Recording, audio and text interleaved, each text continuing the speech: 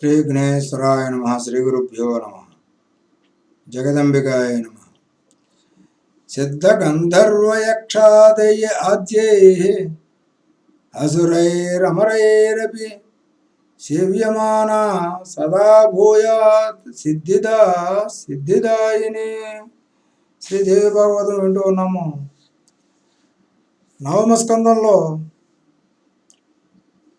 శంఖచూడుడి పూర్వజన్మ, శివదూతి రాయబారము, శివ శంఖచూడ సంవాదము అనేటటువంటి అంశాలను విన్నాము.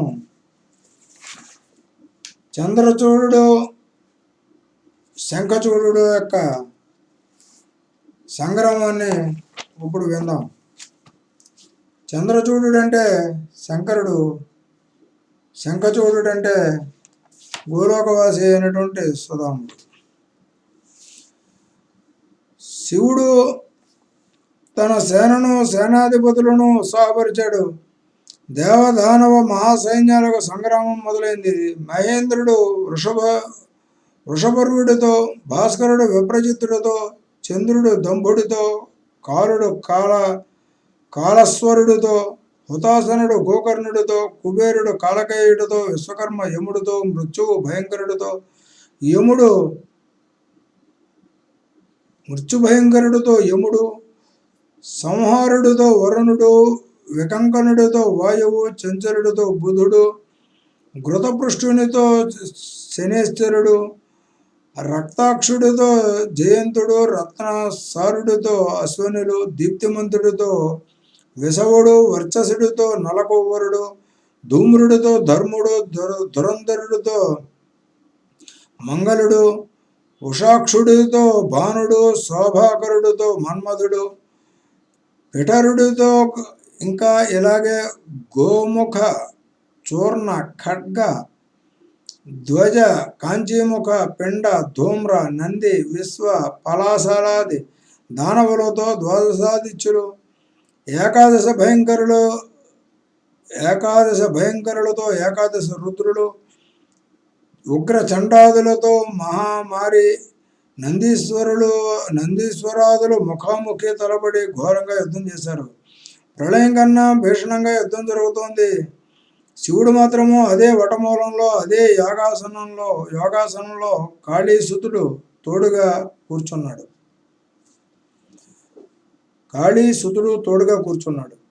శంఖచూరుడు కూడా సంగ్రామోచిత వేషధారియే సభామండపంలో కోటి దానవ పరివృతుడే రత్న సింహాసనం మీద కూర్చుని ఉన్నాడు.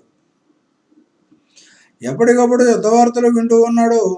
శంకరుడి సైన్యంలో ఏ యోధుడు ఏ దానవుడి చేతిలో ఓడిపోయాడో తెలుసుకుంటూ ఉన్నాడు. దానవుల ధాటికి తట్టుకోలేక దేవసైన్యాలు పలాయనం చిత్తగిస్తున్నాయి. సేనాపతి కుమారస్వామి గమనించి తానే స్వయంగా అగ్రభాగాన్ని నిలిచి దేవతలను ఉత్సాహపరిచాడు. తన తేజస్సుతో సేనాబలాన్ని వృద్ధి పొందించాడు. ఒంటి చేత్తో 100 అక్షోహిణీల దానవ సైన్యాన్ని క్షణంలో సంహరించాడు. కాళికాదేవి మూర్తిభవించిన క్రోధంతో సమరాంగణంగా స్వచ్ఛంగా తిరుగుతూ దానవ వీరుల రక్తం తాగుతోంది. లక్షలాదిగా ఏనుగులను, గుర్రాలను చేత ఎక్కించుకుని అవలీలగా నోట్లు కుక్కుంటోంది. శిరస్సులో దిగబడిన మొండేలు కరాలను చించేస్తున్నాయి. హతశేషులైన దానవ వీరులను గుండెలు జారిపోతున్నాయి. ఎవరికి వారు పలాయనం చిత్తగించారు. కానీ వృషపర్వ, విప్రజిత్తి, దంభ, వికంకణులు మాత్రము నలుగురు ఒకటే కుమారస్వామితో పోరాడుతూ ఉన్నారు. రణరంగంలో ప్రవేశించింది మొదలు మరి వెనుకకి తిరిగి చూడకుండా మహామారి దానవులను చంపుకుంటూ తింటూ పోతోంది. కడబడికి స్కందుడు తన శక్తి ఆయుధాన్ని ప్రయోగించాడు. వృషపర్వాదులు నలుగురు దానికి అడ్డుకోలేక సంక్షుబ్ధులే నిలబడ్డారు. అంతేగాని భయార్థులే పారిపోలేదు. ఆకాశం నుంచి పుష్పవృష్టి కురిసింది. స్కందుడి మహావిజృంభణ విన్న శంఖచూడు తక్షణం తన దివ్య విమానం అధిరోహించాడు. తిన్నగా రణరంగానికి వచ్చాడు. వస్తూనే మేఘంలాగా శరవర్షం కురిపించాడు. సంగ్రామస్థలి అంధకార బంధురమైంది. మరుక్షణంలో అగ్నిజ్వాలలు వ్యాపించాయి. నేల మండుతోంది. భయవిహ్వలులై దేవ సైనికులు దశదిశలకు పారిపోయారు. మంటలను చల్లార్చలేక నందీశ్వరాదులు సైతము వెనక్కి తిరిగారు. కార్తికేయుడు ఒకడే మండుతోన్న సమర భూమిలో ధైర్యంగా నిలబడి ఉన్నాడు. శంఖచూడు ఉత్సాహం పొంగొంది. స్కందుడి చుట్టూ శిలావర్షం కురిపించాడు. అవి పర్వత వలయమయ్యాయి. వక్షశ్రేణితో ఆచ్ఛాదించాడు. సర్పాలను కుంభవృష్టిగా కురిపించాడు. కార్తికేయుడి చేతిలో ఉన్న ధనుస్సును నడిమికి రెండుగా విరగొట్టాడు. దివ్య రథపీఠాన్ని నుగ్గు చేశాడు. మయూర వాహనాన్ని తూట్లు పొడిచాడు. శక్తి ఆయుధాన్ని గుండెలకు గురిపెట్టి విసిరాడు. ఆ దెబ్బకు తట్టుకోలేక షణ్ముఖుడు క్షణకాలం మూర్చపోయాడు. వెంటనే తేరుకుని విష్ణుదత్తమైన శివధనుస్సును ధరించి అందుకుని వజ్ర నిర్మితమైన రథం అధిరోహించి దిక్కులు వెక్కడెళ్లేలాగా ధనుష్టంకారం చేశాడు. మహోల్బలనుడే శస్త్రాస్త్రాలను ప్రయోగించి తన చుట్టూ ఉన్న పర్వతాలను, వృక్షాలను, సర్పాలను ధ్వంసం చేశాడు. కమ్ముకున్న మంచుతరాల నుంచి బయటపడ్డ భాస్కరుడిలాగా ప్రకాశించాడు. పర్జన్యాస్త్రం ప్రయోగించి దానవాలంగా వ్యాపిస్తున్న మంటలను ఆర్పివేశాడు. శంఖచూరుడు రథాన్ని, ధనుసును తుత్తినీలు చేశాడు. సారథిని సంహరించాడు. రథాస్వాలను చెండాడాడు. కిరీటాన్ని పడగొట్టాడు. శక్తి ఆయుధాన్ని మంత్రించి ప్రయోగించాడు. సరాసరి వెళ్లి దానవేంద్రుడు వక్షస్థలాన్ని బలంగా ఢీకొంది. క్షణకాలం మూర్చపోయి వెంటనే దెబ్బరిల్లాడు. మరో రథాన్ని అధిరోహించి మరో ధనుసు ధరించి మాయాసరజాలం కురిపించాడు. గుహుణ్ణి కప్పివేశాడు. ఇదంతా నిమిషమాత్రంలో జరిగింది. విష్ణుతేజవృతమైన శతసూర్య సంకాసమైన ప్రళయాగ్ని సదృశమైన దగదగలాడుతున్న శక్తి శరీరాన్ని ధరించి వదిలాడు. తిరుగులేని దాని దెబ్బకు షాన్మాతురుడు మూర్చపోయాడు. కాళికాదేవి వెంటనే వచ్చి అతని చేతుల్లోనికి తీసుకుని శివుడి దగ్గరకు తాను మళ్ళీ రణరంగానికి వచ్చింది. శివుడు తన దివ్యశక్తితో కుమారస్వామిని పునర్జీవితుని చేశాడు. అనంతరంగా బలాన్ని ప్రసాదించాడు. స్కందుడు ప్రతాపవంతుడే లేచి కూర్చున్నాడు. రణరంగానికి దూసుకు పెడుతున్న కాళిక వెంట మధుభండాలతో గంధర్వ యక్ష కిన్నెర వీరులు తరలి వెళ్లారు. కాళికాదేవి సింహనాథనం చేసింది. వికటాటహాసం చేసింది. మధుభండాలు సేవించి కళలను చుంచేసింది. దానవ వీరులు భయకంపితులే మూర్చిపోయారు. ఉగ్రదంష్ట్ర, ఉగ్రదండ, కోటకి, యోగిని, ఢాకిని గణాలు మధుభండాలు సేవిస్తూ వికృతంగా అరుస్తూ వికటాటహాసాలు చేస్తూ భీషణంగా గంతులు వేస్తున్నాయి. చనకసోటుడు ఇటువైపు దృష్టి సారించాడు. దానవులకు అభయం ఇచ్చి కాళికాదేవితో కయ్యానికి కాల్దువాడు. కాళిక అగ్నులను కురిపించింది. దానవరాజు పర్జన్యాస్త్రంతో చుటక్కను చల్లార్చాడు. వారుణాస్త్రాన్ని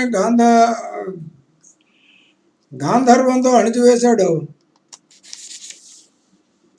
మహేశ్వరాన్ని వైష్ణవంతో మట్టి కరిపించాడు. కోపం పడలేక కాళికాదేవి నారాయణాస్త్రం ప్రయోగించింది. దానవ ప్రభు వినయంగా రథం దిగి భక్తితో శిరస్సు వంచి నమస్కరించాడు. ప్రళయాగ్ని శిఖలాగా వస్తున్న అస్త్రం దారి మళ్ళీ ఆకాశంలో కలిసిపోయింది. ఆశ్చర్యచకితి అయిన కాళిక ఈసారి బ్రహ్మాస్త్రం విడిచిపెట్టింది. బదులుగా బ్రహ్మాస్త్రాన్ని ప్రయోగించి విజయదరహాసం చేశాడు దానవేశ్వరుడు. దివ్యాస్త్రాలన్నీ అయిపోయాయి. యోజనాయుతమైన శక్తి ఆయుధాన్ని విసిరింది.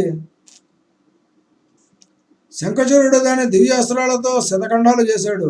ఉక్రోషం ఆపుకోలేక కాళికాదేవి పశుపత్రాలను ప్రయోగించబోయింది. అంతలోకి అశరీరవాణి వినిపించింది. కాళీ, ఎందుకు ఈ వృధా ప్రయాస? శంఖచూరుడి మృత్యువు ఏ అస్త్రంలోనూ లేదు, ఏ శస్త్రంలోనూ లేదు. అతడి మెడలో నారాయణ కవచం ఉన్నంత వరకు, అతడి భార్య శీలానికి భంగం కలగనంత వరకు అతనిని ఎవరూ ఏమి చేయలేరు. అజేయుడు, జరామృత్యువులకు అతీతుడు. ఇది బ్రహ్మ ఇచ్చిన వరము. కాళికాదేవి పశుపదాన్ని ఉపసంహరించుకుంది. ఆకలిగొన్న పులిలాగా చెలరేగి దానవ వీరులను 10 లక్షల మందిని దోసిరి బట్టి నోట్లో వేసుకుంది. శంఖచూడుని కూడా అలాగే పట్టుకుని మింగేద్దామనుకుంటూ ముందుకు వచ్చింది. దానవ చక్రవర్తి అగ్నిశిఖల వంటి విశిఖలతో నిలువరించాడు. భీష్మ సూర్యకాంతిలా తలతలలాడుతున్న ఖడ్గాన్ని విసిరింది. దాన్ని 100 ముక్కలు చేశాడు. ఈసారైనా పట్టుకుని మింగేద్దామని మళ్ళీ ప్రయత్నించింది. కానీ ఆ అవగసిద్ధుడు అందకుండా తప్పించుకున్నాడు. ఆ కోపాన్ని రథం మీద చూపించింది. పిడిగుద్దులతో తునాతునకలు చేసింది. సారథిని పిడికిడ బట్టి పిసికి ముద్ద చేసింది. దానవరాజుకు గురి చూసి శూలం విసిరింది. అతడు దాన్ని లీలావిలాసంగా జడం చేత్తో పట్టుకున్నాడు. కాళిక మరింత రెచ్చిపోయి ముష్టిఘాతం తగిలించింది. పిడుగు పడినంత పని అయ్యింది. విలవిలలాడాడు, తూలిపోయాడు, మూర్చెల్లాడు. క్షణంలో తేరుకొని లేచి నిలబడ్డాడు. కాళికాదేవి బాహాబాహాకి దిగింది. శంఖచూరుడు నమస్కరించాడు. ఆవిడ చేతుల్లో ఉన్న శస్త్రాస్త్రాలన్నింటినీ ఓడలక్కున్నాడు, విరిచిపారేశాడు. కానీ తానే ఆ దేవి మీదకి ఏ ఆయుధాన్ని ప్రయోగించలేదు. భక్తుడు, వైష్ణవుడు, మాతృభక్తి పరాయణుడు కదా శంఖచూడుడు. కాళికాంబ చేతులు చాచి దానవ ప్రభువును పట్టుకుంది. ఆకాశానికి ఎత్తింది, గిరగిరా తిప్పి విసిరేసింది. అంత ఎత్తు నుంచి నేలకు పడ్డ శంఖచూరుడు చెక్కు చెదరలేదు. వెంటనే లేచి నిలబడ్డాడు. భద్రకాళికి శిరస్సు వంచి నమస్కరించాడు. తన దివ్య విమానం అధిరోహించి యుద్ధం కొనసాగించాడు. భద్రకాళి దానవ వీరులను పిండి కడుపు నిండా రక్తం తాగేసి నేలను మట్టుకుంటూ శివుడి దగ్గరికి వెళ్ళింది.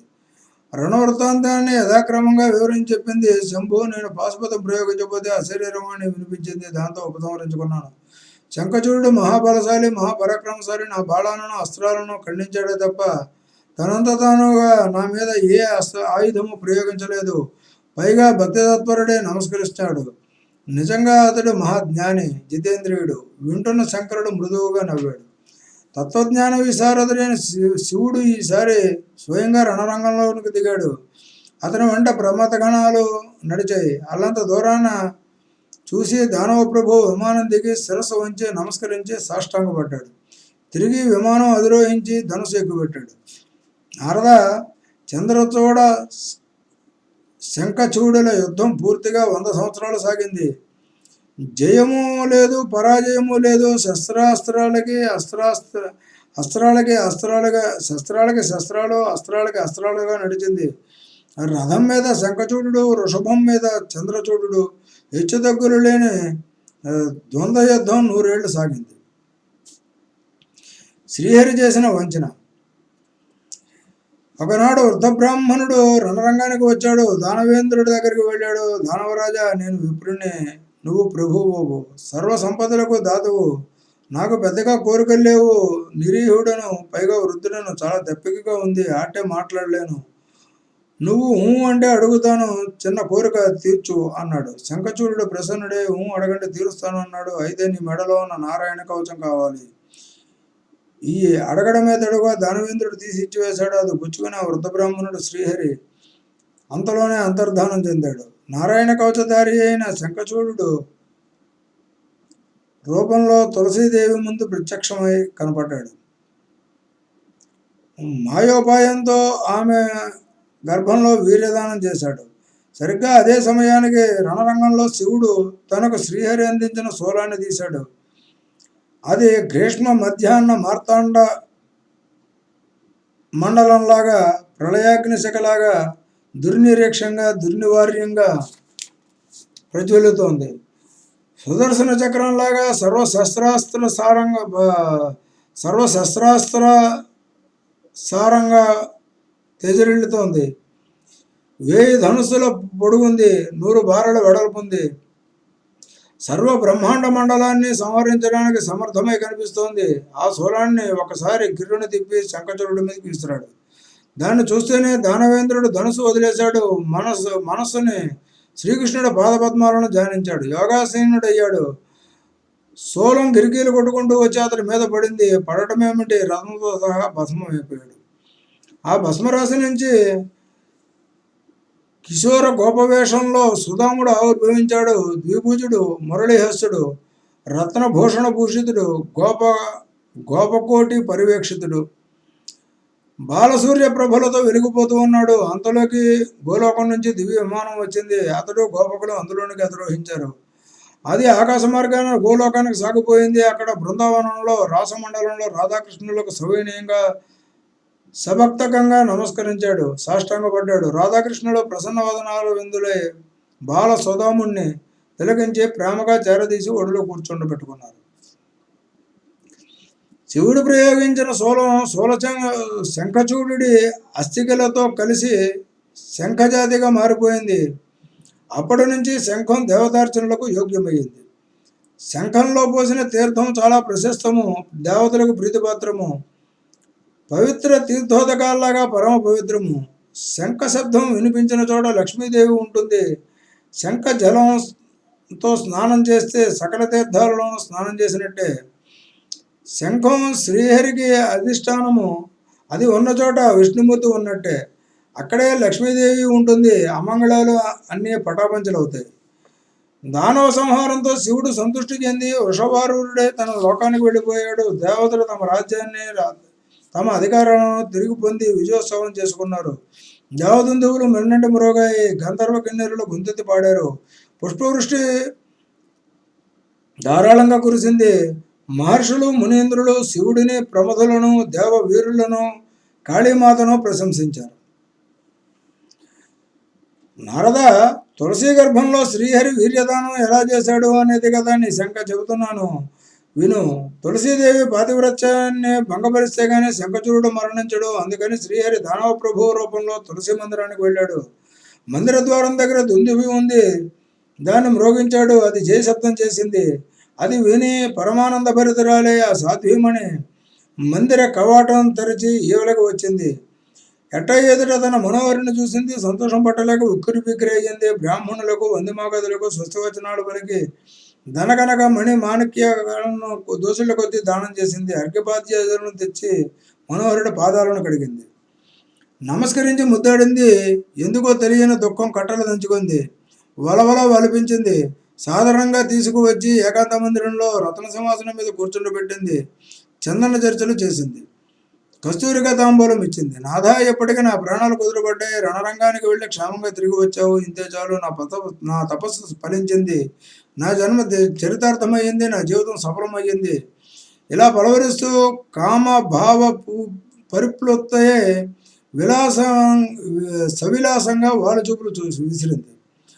స్పర్శ సుఖాన్ని అనుభవిస్తూ పులకించింది. గుండెలు నిమురుతూ, స్వామి, అసంఖ్యాక విశ్వసంహర్తతో యుద్ధం కదా, ఎలా జరిగింది? విజయం ఎలా లభించింది? దయచేసి వివరించవా అని గోముగా అడిగింది. శంఖచూడ రూపంలో ఉన్న శ్రీహరి మందహాసం చిందించి మృదువుగా అమృతప్రాయంగా పలికాడు. కాంతామణి, మా ఇద్దరి మధ్య యుద్ధం నిండా నూరేళ్లు జరిగింది. మానవ దానవ వీరులందరూ మరణించారు. నేను మాత్రం పోరాడుతూనే ఉన్నాను.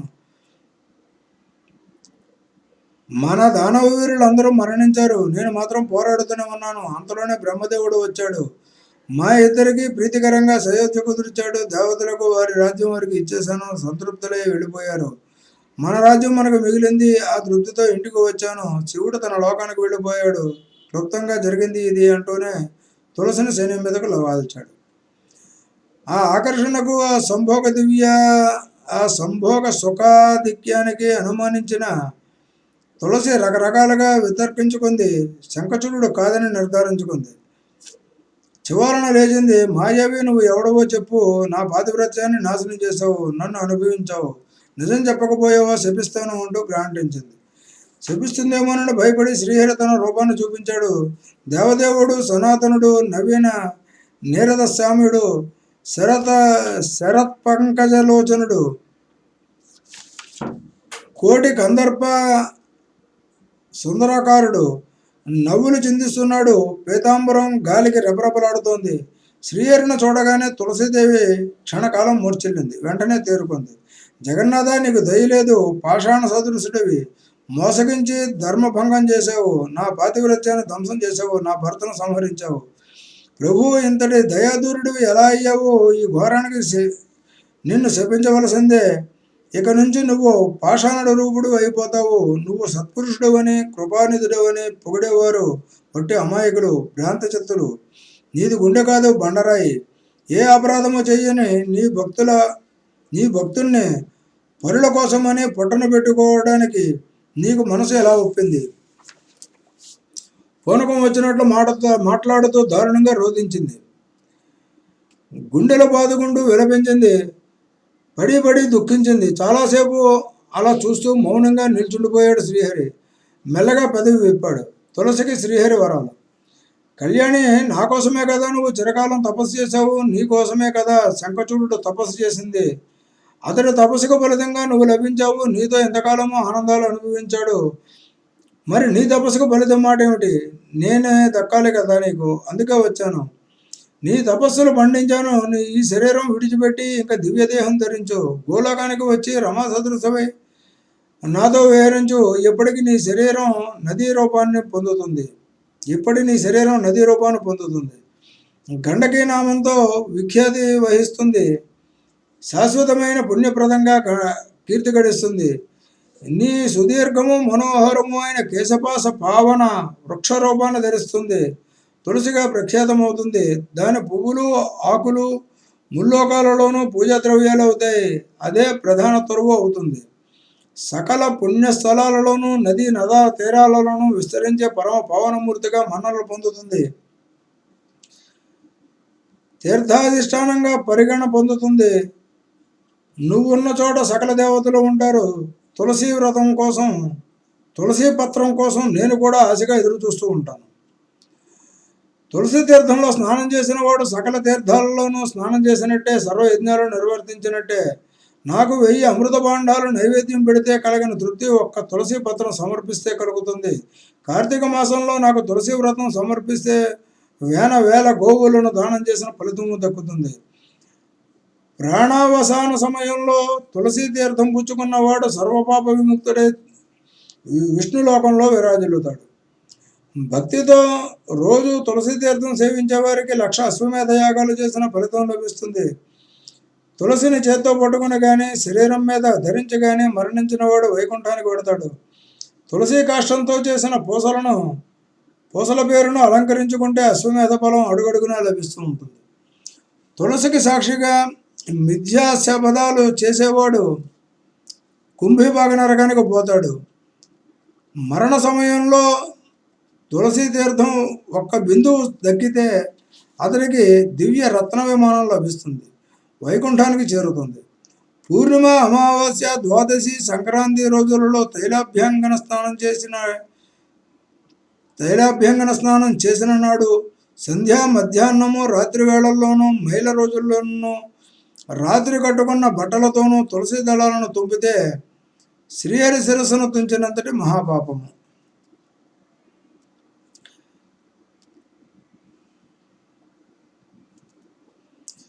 తులసి దళం 3 రాత్రుల దాకా పవిత్రమే. నిద్ర చేసిన దళం మరింత మంచిది. పవిత్రాలలోనూ దాన ధర్మాలలోనూ విగ్రహ ప్రతిష్టలలోనూ సురార్చనలలోనూ దీని వినియోగం శ్రేయోదాయకము. నేల మీద పడినా నీళ్లలో పడినా తులసి దళానికి అపవిత్రత లేదు. క్షాళన చేసి పూజలకు ఉపయోగించుకోవచ్చు. పూజ చేస్తూ ఉండగా చేయి జారి నేల మీద పడితే నారాయణార్పణం అంటే సరిపోతుంది. తులసి ఈనాటి నుంచి నువ్వు వృక్షాధిష్టాన దేవతవు. గోలోకంలో నిరంతరాయంగా నాతో క్రీడించు. గండకీ నదిగా సకల నదాధిష్టాన దేవతవే మన్నలు పొందు. నా అంశావతారమైన సముద్రుడితో ఆనందించు. నువ్వు స్వయంగా మహాసాధ్యువై వైకుంఠంలో నా సన్నిధిలో నివసించు. శాలిగ్రామ మహిమలు. శిలారూపివి కమ్మని నన్ను శపించావు కదా, అలాగే గండకీ తీరంలో శాలిగ్రామ శిలగా మారి నీ సాన్నిధ్యాన్ని, నీ స్పర్శను నిరంతరము అనుభవిస్తాను. ఆ పర్వత గుహల్లో కోటి సంఖ్యల్లో కీటకాలు చేరి దంష్ట్రాలతో శిలలను దొలిచి సుదర్శన చక్రాలు ద్వారాలు ఏర్పరుస్తాయి. వాటిని బట్టి శాలగ్రామాలలో భేదాలు ఏర్పడతాయి. ఒక ద్వారము 4 చక్రాలు ఒక వనమాల ఉండి నీలమేఘశ్యామంగా ఉంటే అది లక్ష్మీనారాయణమనే శాలగ్రామము. వనమాల లేకపోతే లక్ష్మీ జనార్దనము. 2 ద్వారాలు 4 చక్రాలు ఒక ఆవు డెక్క గుర్తు ఉండి వనమాల రహితమైతే అది రఘునాథము. రూపంలో చిన్నదయ్యి 2 చక్రాలే ఉంటే వనమాల లేకుండా నీరదంగా ఉండే వామనాభిధం. ఆకారంలో చిన్నదై ద్విచక్ర వనమాల సహితము శ్రీధరము. ఇది గృహస్థులకు లక్ష్మీప్రదము. పెద్దదిగా గుండ్రంగా ఉండి వనమాల రహితమై ద్విచక్రాయుతమ ద్విచక్రయుతమైతే దాని పేరు దామోదరము. అంత చిన్నది కాక పెద్దది కాక మధ్యస్థంగా ఉండి గుండ్రంగాను ద్విచక్ర బాణ తోణ చిహ్నమై ఉంటే దాన్ని రణరామం అంటారు. ఆకారంలో ఇలాగే ఉండి సప్తచక్ర ఛత్ర చామర భూషణ చిహ్నితమైతే అది రాజరాజేశ్వరం. రాజులకు ప్రజలకు సంపత్ప్రదం. మరీ పెద్దదిగా ఉండి 14 చక్రాలతో నీల మేఘం రంగులో ఉంటే దాన్ని అనంతము అంటారు. ఇది ధర్మార్థ కామ మోక్షాలను ఇస్తుంది. చక్రాకారంలోనే ఉండి ద్విచక్రాంకితమై శ్రీచిహ్నితమై ఆవుడక ముద్రతో మేఘవర్ణంతో ఉండే మధుసూదనము అంటారు. ఏకచక్ర విరాజితానికి సుదర్శనమని, గుప్తంగా చక్రచిహ్నం ఉంటే గదాధరమని, గుర్రపు తల ఆకారంలో ఉన్న ద్విచక్రాన్వితమైతే హైగ్రీవమని, అగ్రభాగం విశాలంగా ఉండి